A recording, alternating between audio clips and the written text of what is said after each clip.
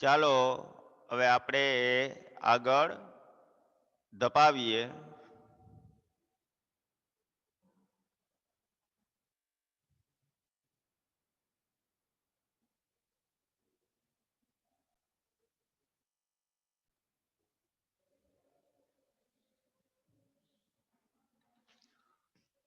સતરમું કાવ્ય પથ્થર થરથર ધ્રુજે. સાહિત્ય પ્રકાર છે ગીત. ગીત કાવ્ય સાહિત્ય પ્રકાર.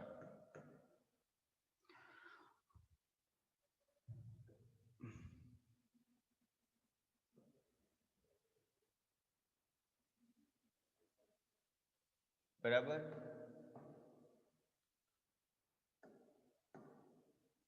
હવે એના કવિ નિરંજન ભગત, જેની તમે અહીં ચિત્ર જોઈ શકો છો. જન્મ ઈસવીસન 1926. નિરંજન નરહરિ ભગત અમદાવાદના વતની છે. વતની કોઈક વખત સમાનાર્થી પૂછાય તો રહેવાસી લખી લેવું. રહેવાસી. વ્યવસાયે તેઓ અધ્યાપક હતા. હાલ અમદાવાદમાં એ નિવૃત્ત જીવન ગાળે છે એટલે કે પસાર કરવું. પસાર કરવું.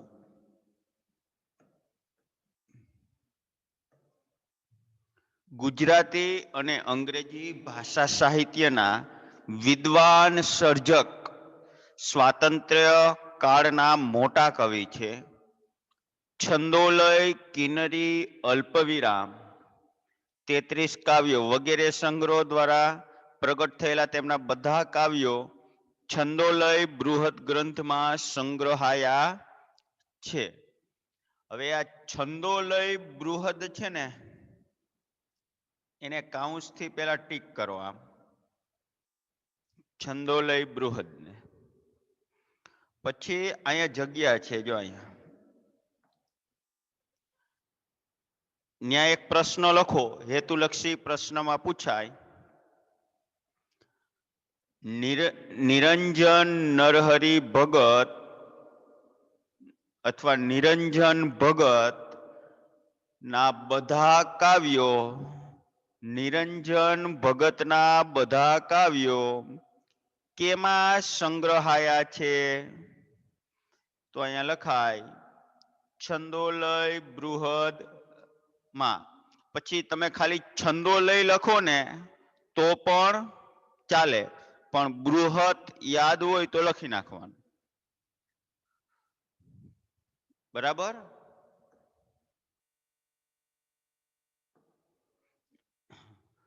પ્રવાલ દ્વીપના કાવ્યો દ્વારા નગર જીવનની પાસ્વાદ ભૂમિકામાં આધુનિક માનવીની સંવેદનાને ગુજરાતી કવિતામાં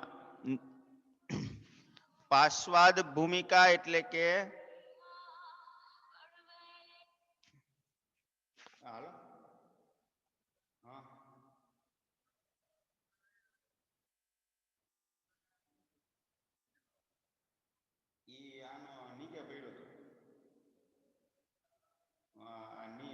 ખાટલા પાસે પડ્યો. ના ના, એ તો ખાલી એમને લઈ.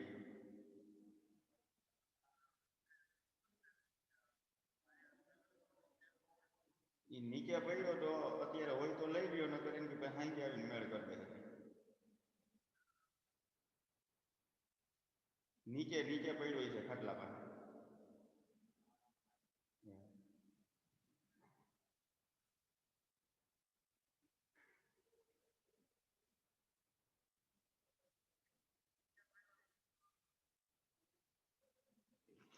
હાલો એક જ મિનિટ હો વિદ્યાર્થીઓ. પાશ્વાત ભૂમિકા એટલે કે એ નગર હોય એની આખી દિનચર્યા શું થાય? આપણે ઘણી વખત નથી કહેતા કે નાટક ભજવાતું હોય રંગમંચ ઉપર, પણ પડદા પાછળની જે ભૂમિકા હોય ને એમ નગર જીવનની સમગ્ર ભૂમિકા. આપણે નગરમાં એક વ્યક્તિનું આપણે ટાર્ગેટ ના લઈ શકીએ, બરાબર? એમાં આધુનિક માનવીની સંવેદનાને ગુજરાતી કવિતામાં સૌ પ્રથમ તેમણે પ્રગટ કરી છે. માનવતા પ્રેમી આ કવિએ ગુજરાતી તેમજ અંગ્રેજી સાહિત્ય વિશે અભ્યાસપૂર્ણ વિવેચન કાર્ય કર્યું છે.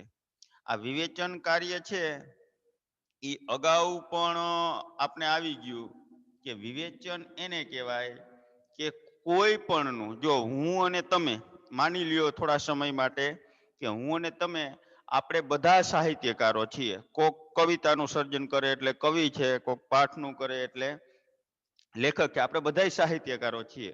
આપણે જે રચના બનાવી હોય, બરાબર, માની લો કોઈ પાઠ બનાવ્યો, કોઈ નવલિકા બનાવી, કોઈ કાવ્ય બનાવ્યું, તો આપણે આપણા જેવા બીજા કવિને બતાડીએ કે ભાઈ જો હવે ઈ એમાં કઈ સુધારો વધારો કરે ને એને વિવેચન કાર્ય કર્યું કહેવાય. આ ખાલી સમજણ પૂરતું છે, આ પરીક્ષામાં પૂછાશે નહીં, પણ સમજણ પૂરતું કે વિવેચન કેને કહેવાય. આ ગીતમાં કવિએ આ દુનિયાના ન્યાય તોડનારા કહેવાતા ડાહ્યાજનોને જાણે માર્મિક ભાષામાં ન્યાય તોડ્યો છે. માર્મિક એટલે કે ચોટદાર. એની કટાક્ષ કે વ્યંગપૂર્ણ ના કહેવાય, પણ ચોટદાર કહેવાય. કેવી કહેવાય?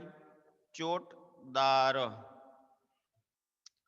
પથ્થર જેવું કઠોર તત્વ પણ જ્યાં ધ્રુજી ઉઠે ત્યાં માણસ કલોલે કૂજે. કલ્લોલ એટલે કે શોર, આનંદ.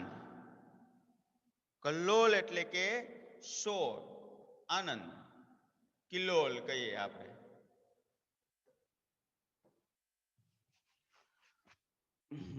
કુંજે એટલે રહે એમ.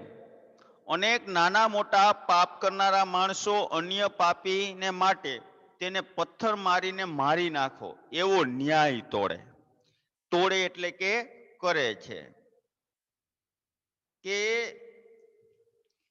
જે પોતે પવિત્ર નથી, જે પોતે શુદ્ધ નથી, બરાબર, એ બીજાને શુદ્ધ રહેવાની ઉપમા આપે ને એના માટેનું આ સેન્ટેન્સ છે.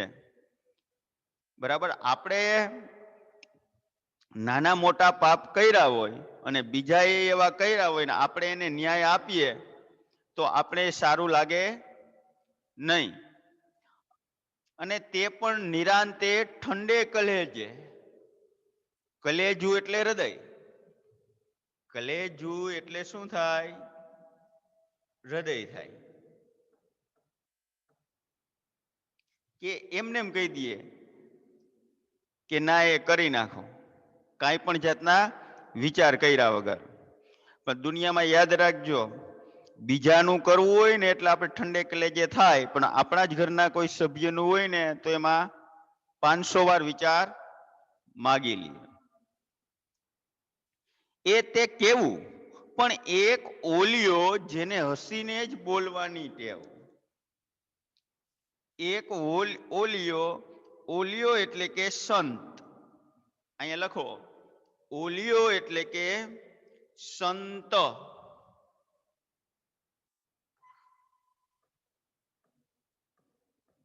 સંત માણસ.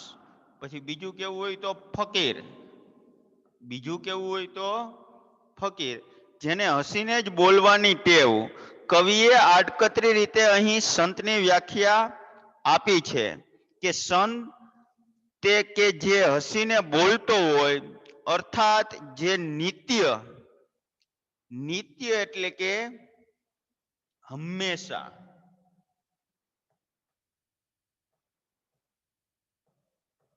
હંમેશા સ્વસ્થ, શાંત અને આનંદ મગડો હોય. જો આ સંતની ઉપમા છે કે નિત્ય સ્વસ્થ હોય, એને કોઈ મિત્ર ના હોય, કોઈ દુશ્મન ના હોય, બધા હરખા હોય. એનું મન હોય, એના વિચારો હોય એ એકદમ શાંત હોય.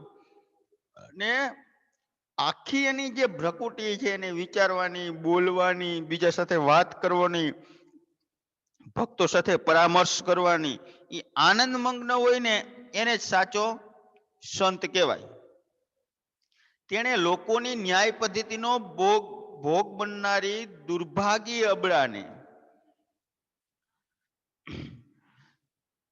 અબળા એટલે લખો દુખી નારી, અબળા એટલે દુખી નારી, નારી એટલે સ્ત્રી,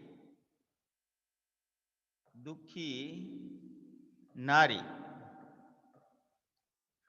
દક્ષતાથી, દક્ષતા એટલે કર્તવ્યતા, આપણે નથી કહેતા દક્ષતાનું પાલન કરો, કર્તવ્યતા,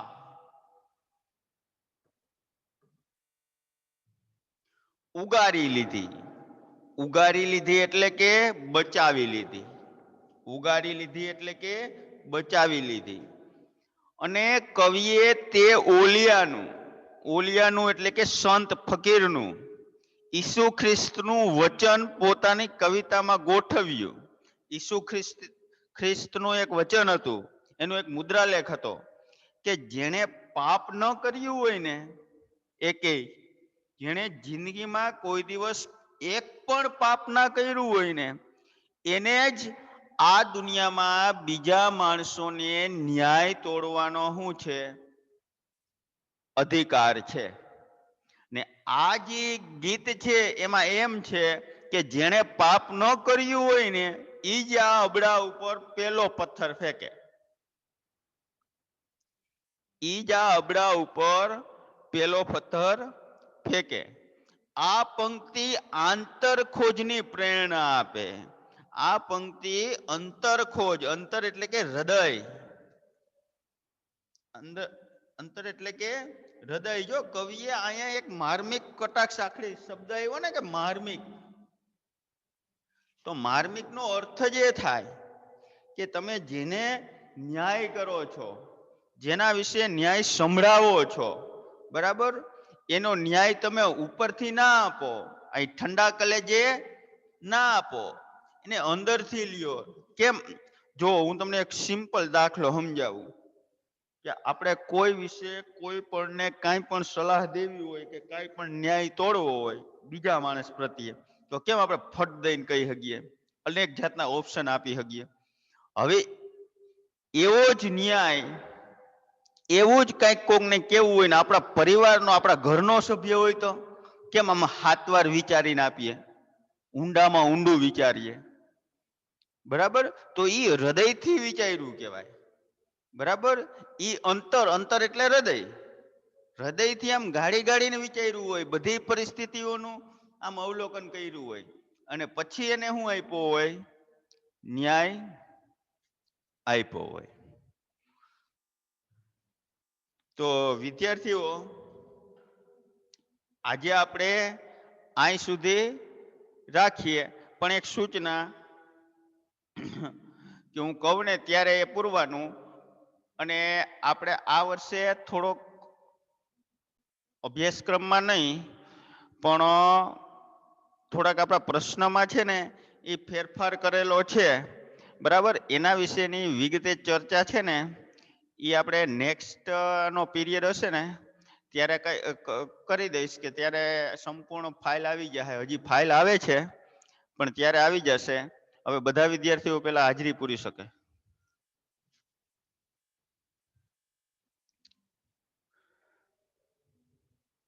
આપણા